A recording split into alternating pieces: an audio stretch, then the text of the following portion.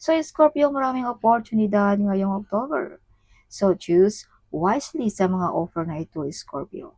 Some of you ay maraming mga choices, no?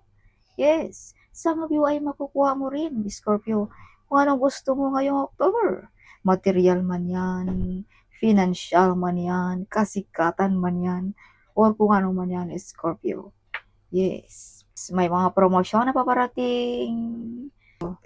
Yes, you are brave and hero of your family, friends, or ng iyong boss, Scorpio.